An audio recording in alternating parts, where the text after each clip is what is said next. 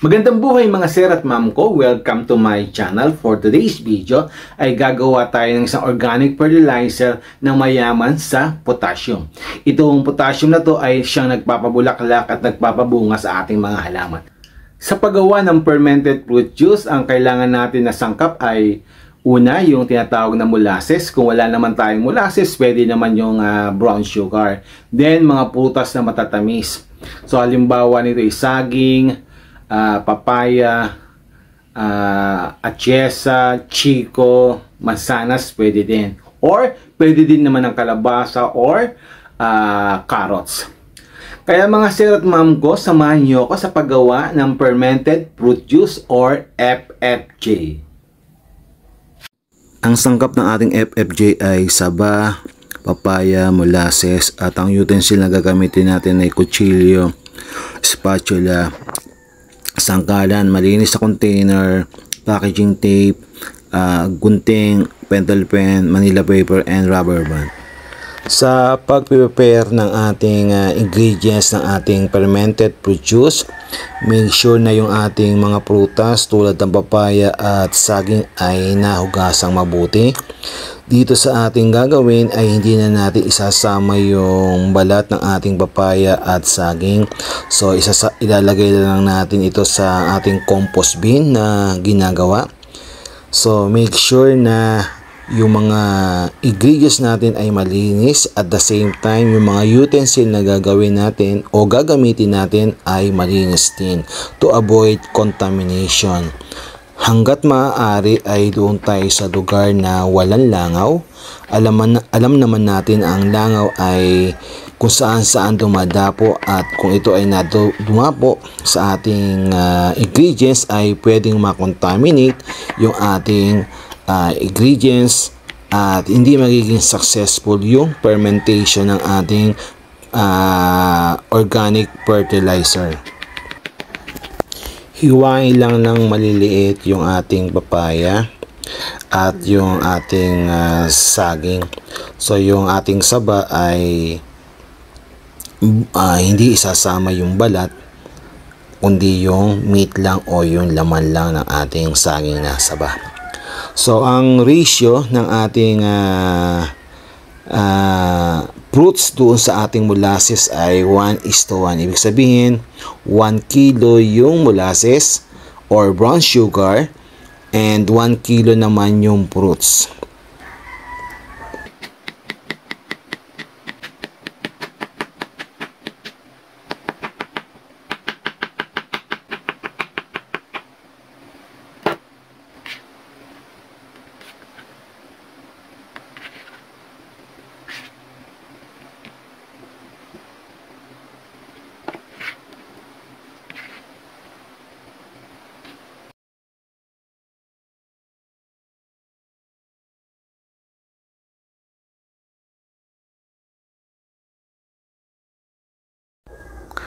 To make sure na tama yung ating ratio ay timbangin natin yung saging natin at yung ating saba. So 1 kilo yung ating saba at saging at 1 kilo din naman yung ating molasses.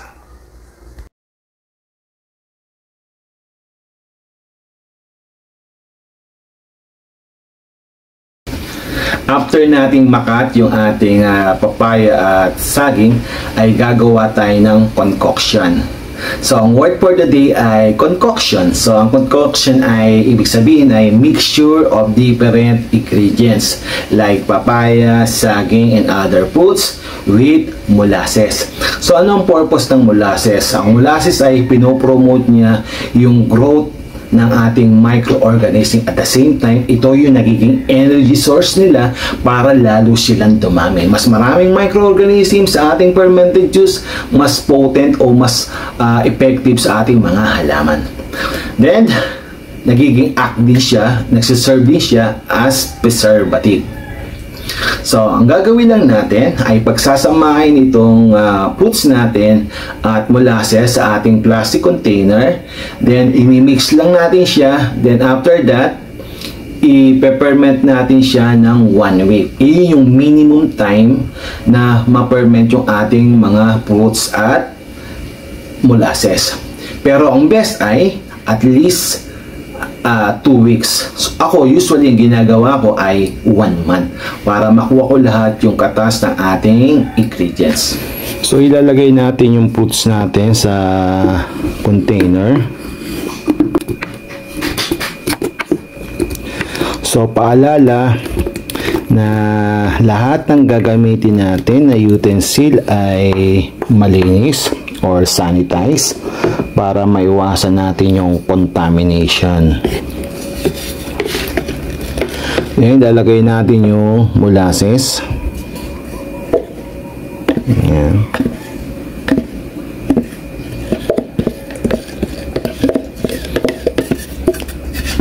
So 1 kilo yung molasses natin.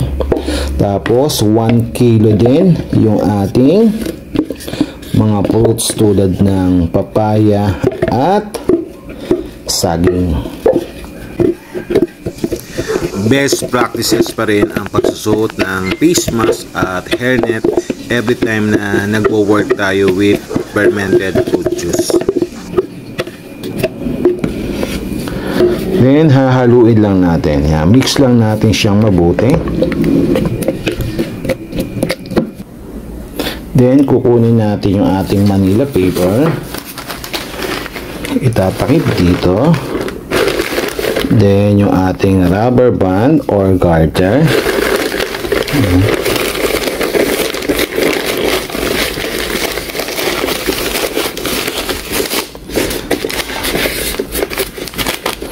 Then gamit ang packaging tape.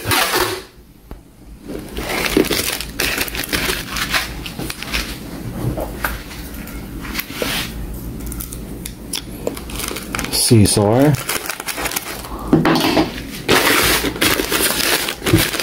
Ilalagay natin ang date na yan.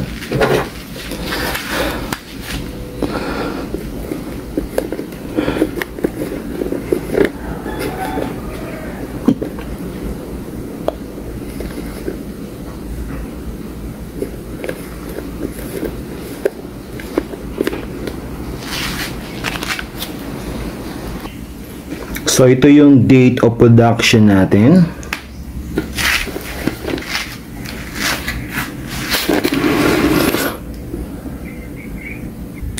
So ito na yung ating concoction ng ating fermented fruit juice. Maghihintay na lang tayo ng minimum time of fermentation at least 1 week. For best result, at least 2 weeks up to 1 month. So reminders lang mga sir at ma'am ko, every time na magpe-prepare tayo ng fermented fruit juice, kailangan malinis yung ating mga utensil. Yung mga fruits natin ay properly na nahugasan at hanggat maaari ay walang langaw sa paligid kasi to avoid contamination sa ating fermented fruit juice. So i-update ko kayo mga sir at ma'am ko after 2 weeks. So ilalagay lang natin yung ating concoction sa isang cool, dry place. 2 linggo na ang nakakaraan nung ginawa natin yung ating fermented fruit juice. So it's time to harvest yung ating FFJ or fermented fruit juice. So dapat natin tandaan, dapat walang masamang amoy dun sa ating fermented fruit juice. So dapat ang amoy dapat medyo fruity flavor, yung amoy o fruity scent yung flavor, at walang anumang foreign material doon sa loob ng ating concoction or fermented fruit juice.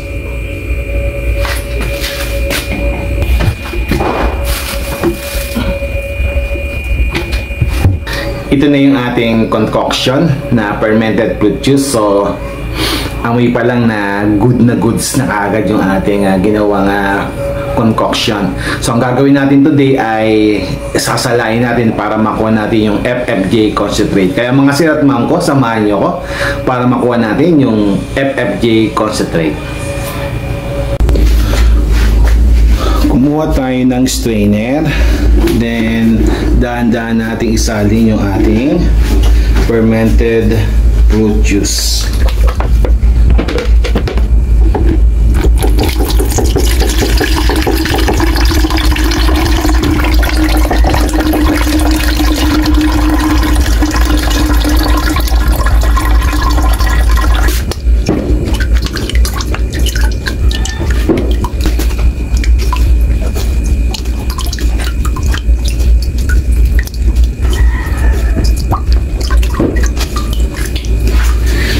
solid na material ay ilalagay natin sa compost para magsilbing organic fertilizer.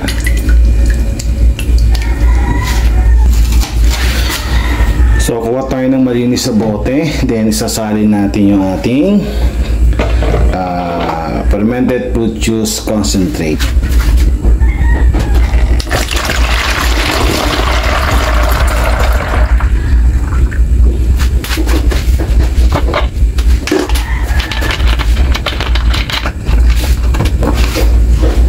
So ito na yung ating fermented fruit juice concentrate or FFJ concentrate. Ito na yung na-harvest natin na fermented fruit juice. So pwede na nating i-apply sa ating mga halaman. So paano ba ang pag-a-apply? So may dalawang pamaraan. Una, through foliar. Pangalawa naman ay drenching method. So paano ba yung foliar? So ang gagawin lang natin, kukuha tayo ng 1 litrong tubig. Then, 2 kutsarang fermented fruit juice, hahaluin natin at i-spray natin sa halaman. Ang pag-i-spray ay tuwing umaga at tuwing hapon kasi yung panahon na yon nakabuka yung stomata or stomates ng ating mga halaman kung saan dumadaan yung mga nutrition ay binibigay natin through foliar.